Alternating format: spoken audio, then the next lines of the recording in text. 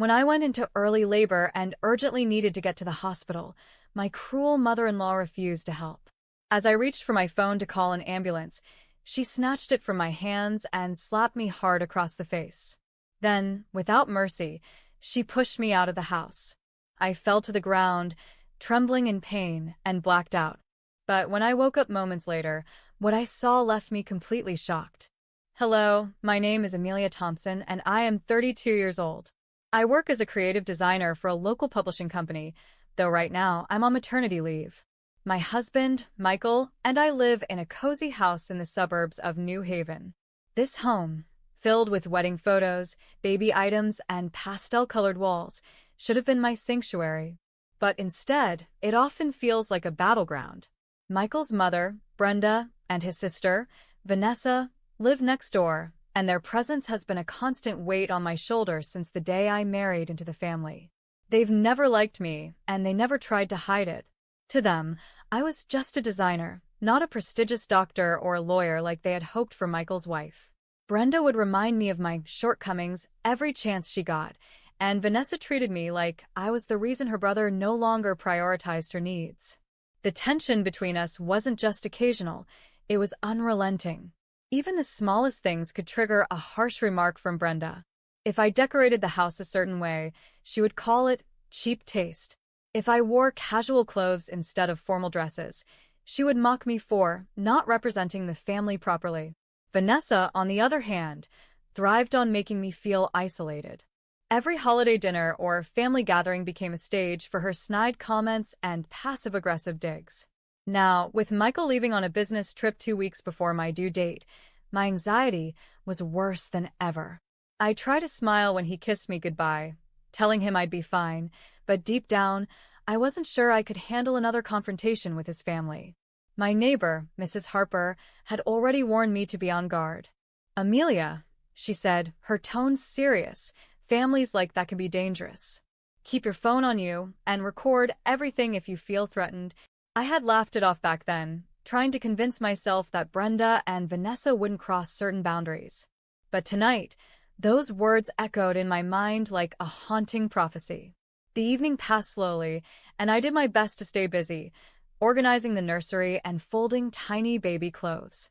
I couldn't help but picture Michael holding our baby for the first time. The thought made me smile, but it was short-lived. The emptiness of the house, and the knowledge that I was alone settled in my chest like a heavy weight. I was about to go to bed when I felt the first twinge of pain. It wasn't just a mild cramp. It felt sharper, deeper, as if my body was warning me that something was wrong. At first, I thought it was just another false alarm. I had experienced Braxton Hicks contractions before. But when I stood up, a sharp pain hit me again, and I felt something warm trickle down my leg. I froze, heart pounding, and looked down to see blood staining my nightgown. "No," I whispered, panic setting in. "It's too soon." I took a deep breath, trying to think clearly. My years of experience in design didn't prepare me for medical emergencies, but I knew enough to understand this wasn't normal. I grabbed my phone and tried calling Michael, but it went straight to voicemail. Desperation tightened its grip on me. I dialed an ambulance, but the line was busy, probably due to the weather affecting emergency services tonight.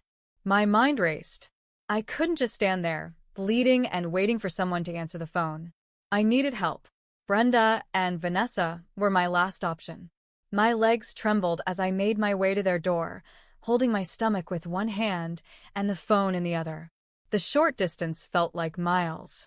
I was drenched in sweat by the time I reached their porch. I rang the doorbell and pounded on the door, tears streaming down my face. "Brenda! Vanessa! Please, I need help." The porch light flicked on, and I heard footsteps approaching. The door swung open, revealing Brenda in a silk nightgown.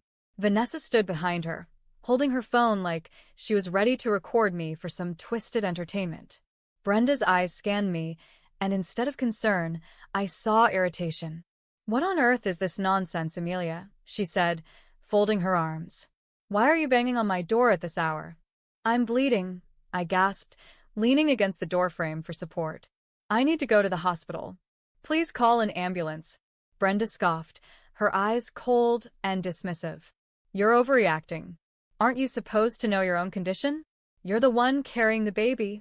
Vanessa smirked and lifted her phone, pointing it at me as if I were some pathetic spectacle for her social media. Look at you, Amelia.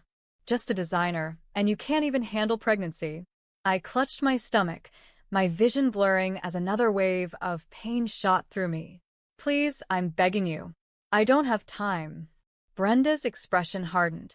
You think you can just disrupt my night like this? I won't let you ruin Michael's career by creating a scene. Without warning, she slapped me across the face, the sharp sting sending me stumbling backward. My cheek burned, and before I could process it, she pushed me off the porch. I landed hard on the cold stone pathway, pain shooting through my back and abdomen. Vanessa's mocking laughter echoed behind me.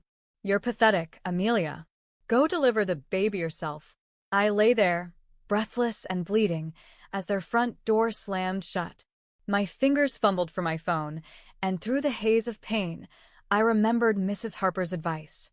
With trembling hands, I opened the recording app and pressed start. I had no strength left to get up. All I could do was lie there, hoping someone would find me before it was too late. I don't know how long I lay there, but the cool night air was seeping into my skin, making me shiver. The cold stone beneath me felt like ice, and the pain in my abdomen was becoming unbearable. I tried to stay awake, but my body was giving up. The weight of exhaustion pressed down on me, pulling me toward unconsciousness. My mind was a fog of fear and desperation. Just when I thought this was the end, I heard the faint sound of footsteps approaching. Someone was running toward me. The familiar voice of Mrs. Harper broke through my daze. "Oh my God, Amelia! Stay with me," she cried, crouching beside me.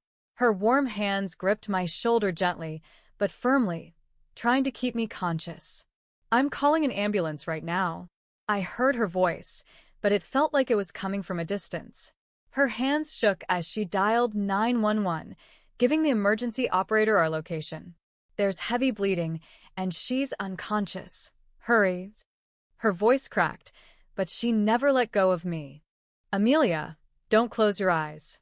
Help is coming," she pleaded, stroking my hair like a mother comforting her child. I wanted to respond, to tell her I was trying, but my lips wouldn't move. The pain was too much, and darkness crept further into my vision until everything went black. When I woke up, bright lights blinded me, and the sterile smell of disinfectant filled the air. Machines beeped steadily around me, and a soft blanket covered my body. I blinked a few times until the image of a nurse came into focus. Her kind face hovered over me, checking the fork connected to my arm. "You're awake," she said softly. "Don't try to move too much. You've been through a lot." "My baby," I whispered, the words barely escaping my lips. Panic surged through me, gripping my chest like a vice. The nurse placed a reassuring hand on mine. "The baby is fine," she said with a warm smile.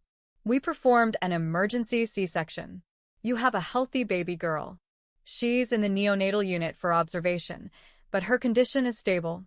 Relief flooded through me, and tears streamed down my face as I absorbed her words. My baby girl was alive. After everything, she had made it. I closed my eyes, thanking every force in the universe for sparing her life. The door to my room creaked open, and a man in a police uniform stepped inside.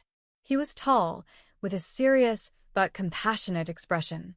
He introduced himself as Detective Harris and sat by my bedside. "We've already reviewed some of the evidence, Mrs. Thompson," he began, his voice calm but firm. "We found your phone on the scene, and the recording you made is very important to the case." He placed my phone, sealed in an evidence bag, on the bedside table. The recording captured everything: Brenda and Vanessa's refusal to help, the slap, the fall, and your cries for help. "It's strong enough to build a case against them."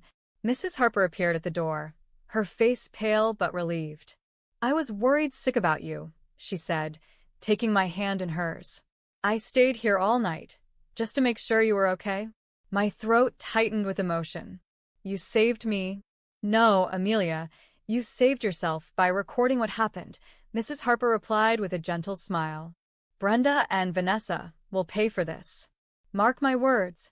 The detective nodded. We've already taken them into custody. Both women are being charged with criminal negligence, aiding assault, and endangering the life of a pregnant woman. His words hung in the air, a testament to the justice that was finally within reach. I let out a shaky breath, the weight of the trauma starting to lift from my chest. Thank you, I whispered, though the words didn't feel enough to express my gratitude. Just then, hurried footsteps echoed through the hallway. The door burst open, and there he was, Michael, still in his wrinkled suit from the business trip, his tie loosened, and his eyes filled with panic. His hair was disheveled, and the dark circles under his eyes showed he hadn't slept. Amelia, he gasped, rushing to my bedside. His hand trembled as he gently touched my cheek, careful to avoid the bruised area where Brenda had slapped me. I came as soon as I could. I'm so sorry. I didn't know. His voice cracked as tears welled in his eyes. I managed a faint smile. We're okay. The baby's okay. Michael leaned in, resting his forehead against mine. His breath was shaky, and I felt his tears mix with mine. I didn't protect you. I should have been here. Detective Harris cleared his throat, breaking the emotional moment.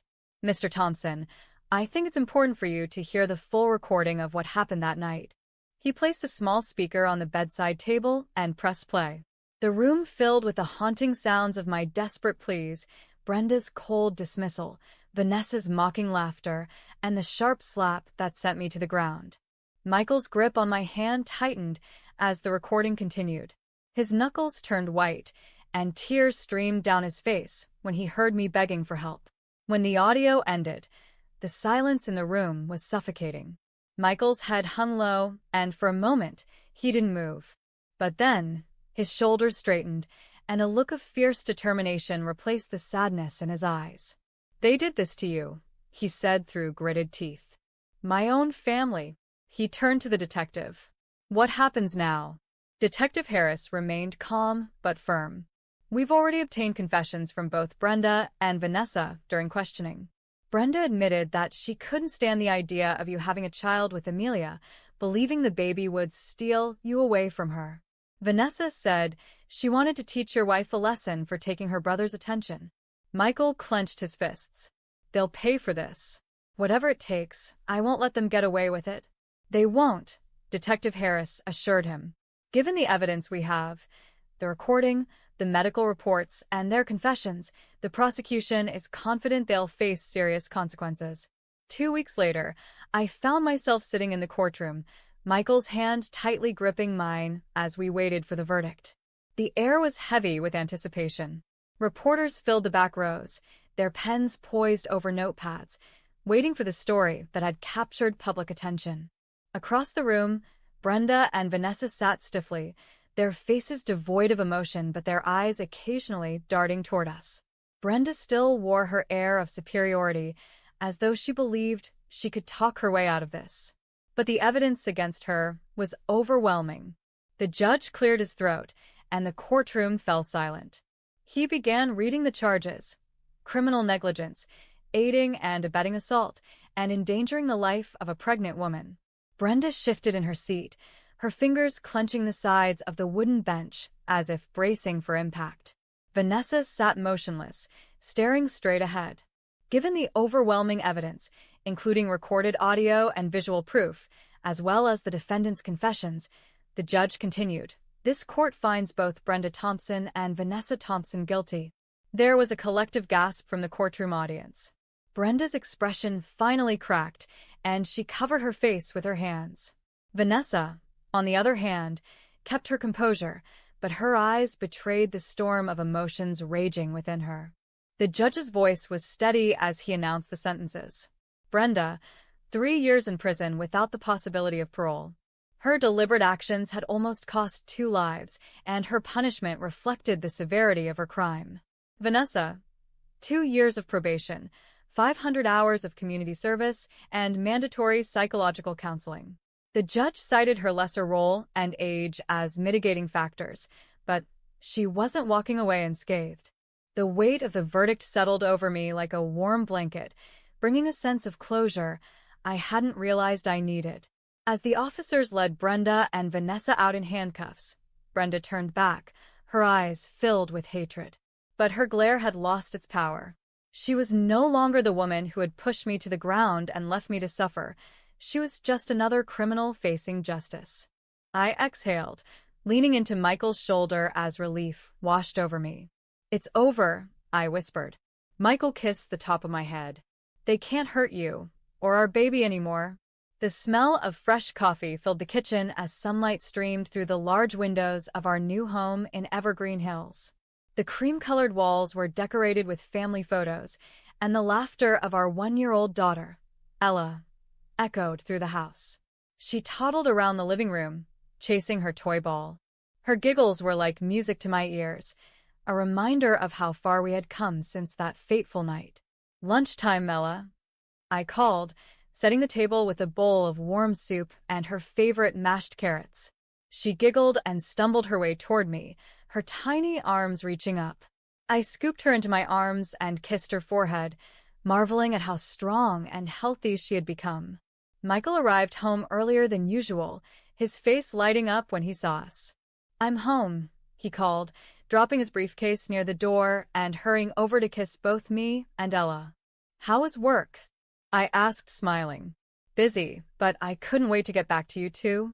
His job transfer to a local tech company had been the best decision we ever made. He now had a better work-life balance, and we were far away from the toxic environment of the past. "Oh, we got an email from Mrs. Harper," I said, holding up my phone. "She says she's proud of us and hopes our new life continues to shine brighter." Michael's eyes softened. "We owe her a lot. Without her help that night, things could have been much worse." I nodded, thinking about the strength it had taken to survive that night and the kindness of the woman who had saved me. "But we made it through," I said softly. We sat on the porch that evening, watching Ella play in the garden as the sun set over the hills. The scent of blooming flowers filled the air, and for the first time in a long time, I felt truly at peace. The burden of fear and uncertainty that had once haunted me was gone, replaced by the warmth of a future filled with hope and love. "You know," I said, resting my head on Michael's shoulder, "I accepted the part-time design job I told you about. They're flexible with my schedule, and it's exactly the creative work I love." "That's amazing, Amelia," he said, kissing my forehead. "I'm so proud of you." Ella chased soap bubbles in the garden, her laughter filling the air. I watched her reach up to catch a bubble, and a smile spread across my face.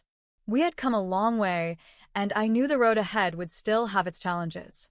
But we were stronger now. Our little family had endured the storm and come out the other side.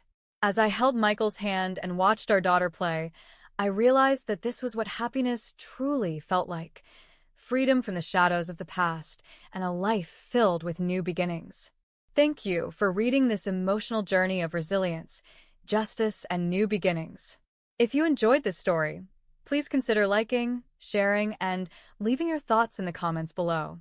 Your feedback helps us grow and reach more readers like you. Don't forget to subscribe to our channel for more captivating stories of courage and transformation. Hit the notification bell so you never miss an update. Your support means the world to us.